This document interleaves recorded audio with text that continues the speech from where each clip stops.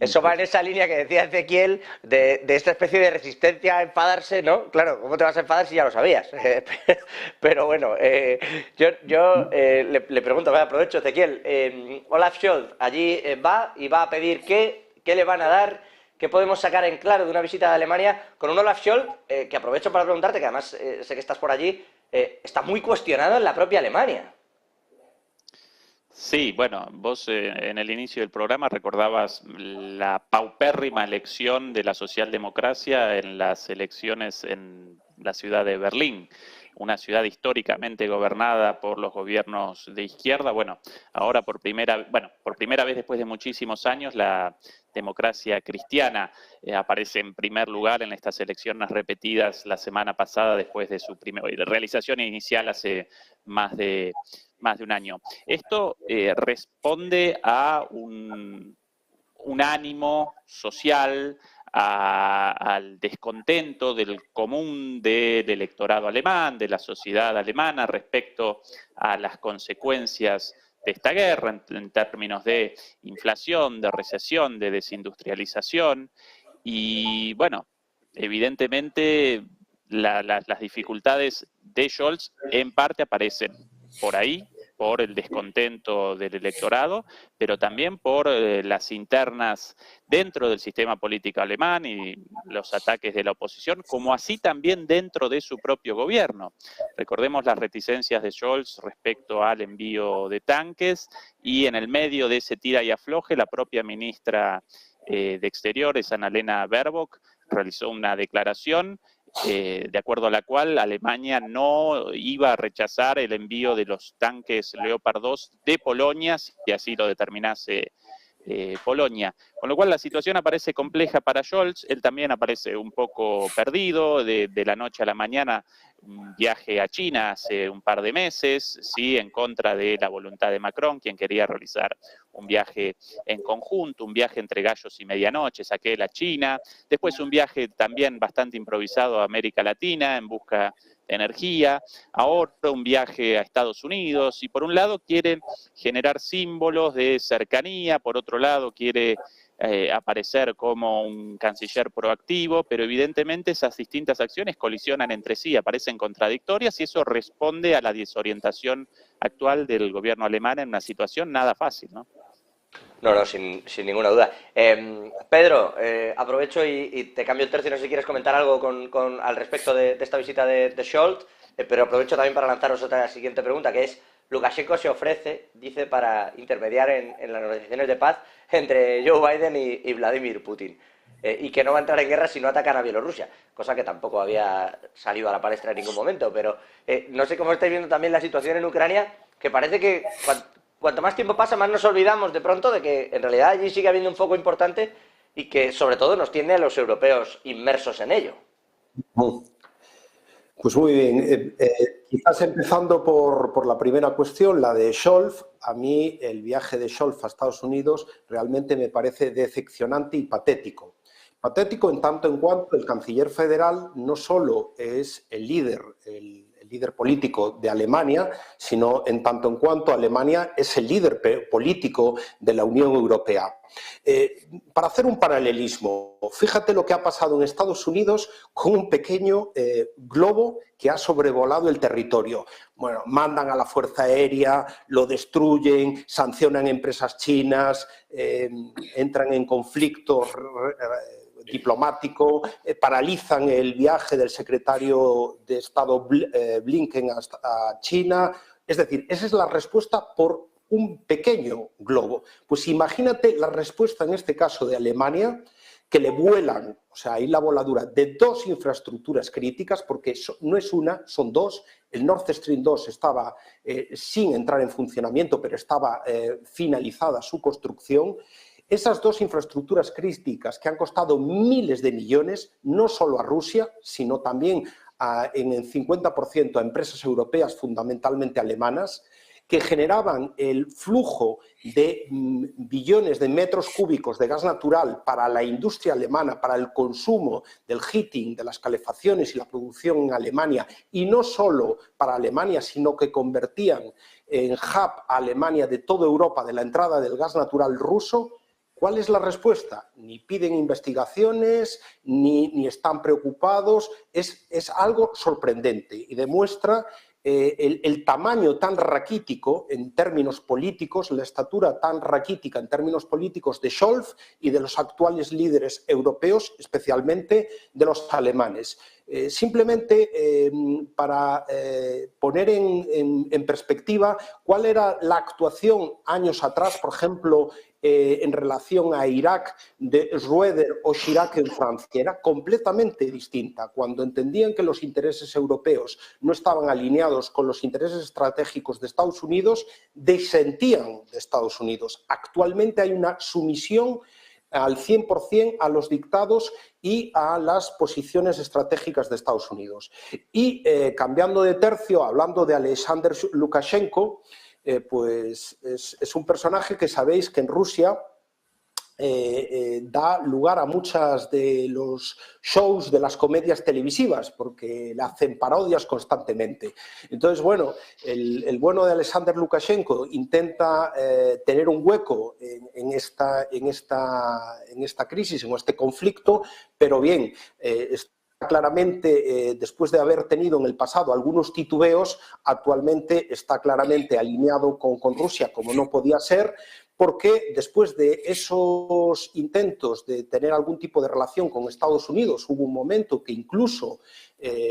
llegó a tener una relación cercana, después de todos los episodios que pasaron en las elecciones donde los norteamericanos apoyaron claramente a la oposición interna e incluso los aliados americanos, pues los bálticos y demás, están dando cobijo a todos los movimientos bielorrusos opositores a Lukashenko, pues indudablemente no le queda otro posicionamiento que ser un fiel aliado de Rusia. Por lo tanto, no creo que pueda estar en la mediación en estos momentos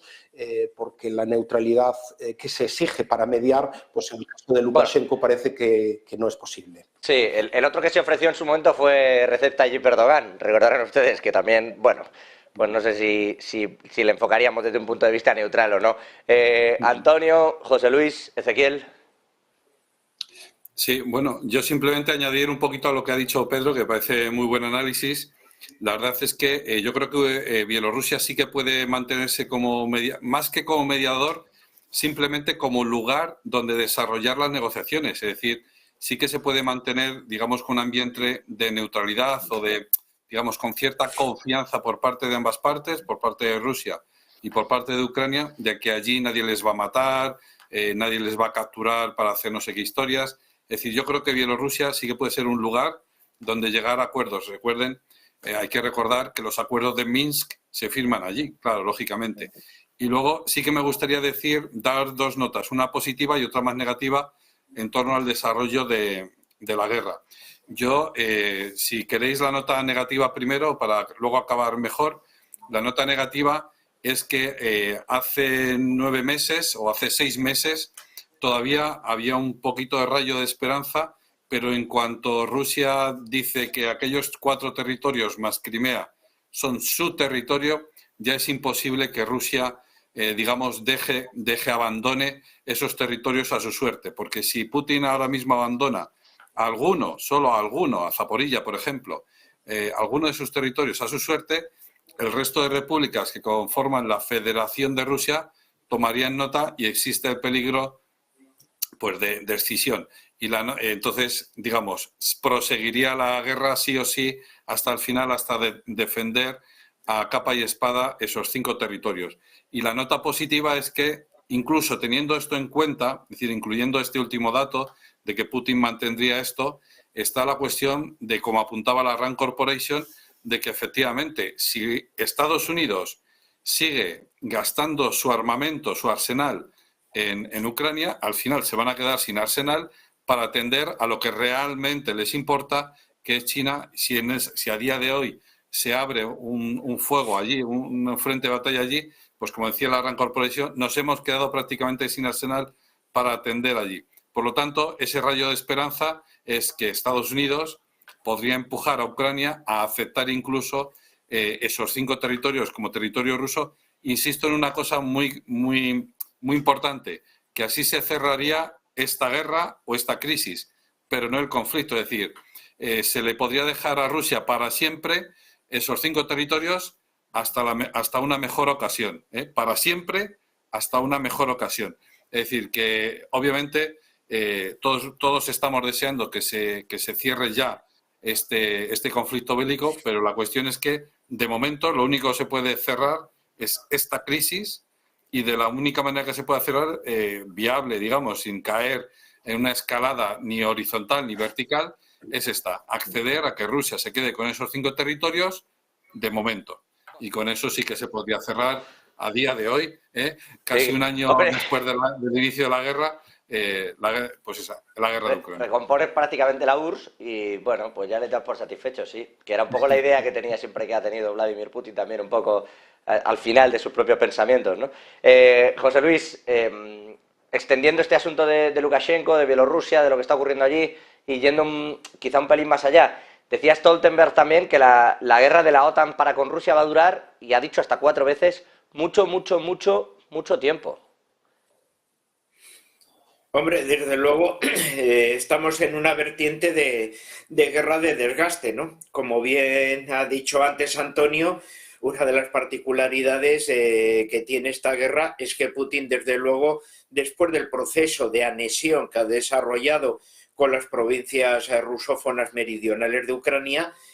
no va, desde luego, a estimar su pérdida. Por lo tanto, va a hincar el diente allí, las va a mantener y va a ser gran parte del botín que va a, desde luego, a reivindicar en un caso hipotético de que en el futuro se haga un tema de negociación, algo que desde luego pues crea un peligroso precedente para estadounidenses, europeos, que es lo que están un poco planteando, que eso no puede ser, y por eso están un poco recargando un poco esa argumentación, desde luego, casi de una victoria, se puede decir, total, que nunca se podría dar, porque desde luego Rusia antes tiraría de su arsenal nuclear antes de una destrucción del poder ruso y desde luego su desaparición como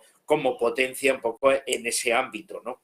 Así que desde luego se está condenado a un status quo si no queremos desde luego verdaderamente una entrada de una tercera guerra mundial. Por otro lado, también del mismo modo que los años 70, pues Nixon procuró la amistad con los chinos para quebrar un poco esa alianza comunista y aislar a la Unión Soviética, ahora estaríamos en el proceso contrario. Desde la presidencia de Trump ha habido desde luego equipos, desde luego de expertos estadounidenses que han ido señalando claramente que el verdadero rival económico y futuro es China, que los rusos y los chinos no están condenados a ser aliados, que por el contrario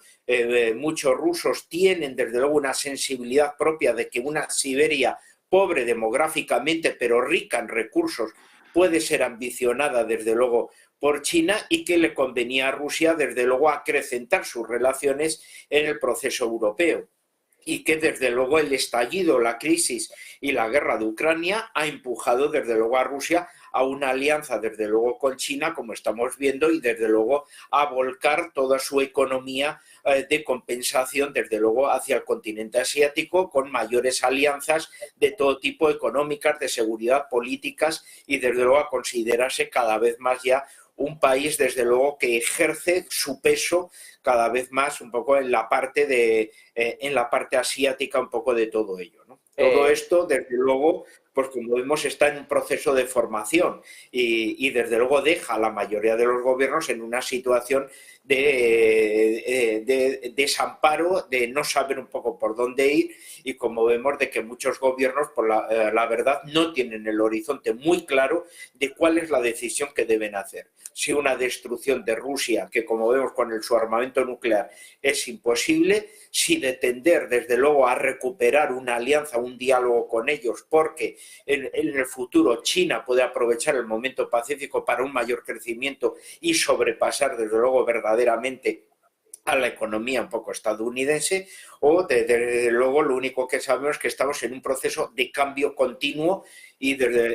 que las decisiones muchas veces que decimos pueden cambiar en muy poco tiempo todo el panorama y el contexto de la situación internacional, ¿no? Bueno, sí, sin duda, no sé si incluso a Europa le convendría, al menos económicamente, mirar a China, más allá de esas restricciones morales que muchas veces se autoimponen, ¿no? Ezequiel, cerrando todo este ciclo, no sé si quieres comentar algo también del asunto Lukashenko, de todo lo que estamos viendo. Sí, dime.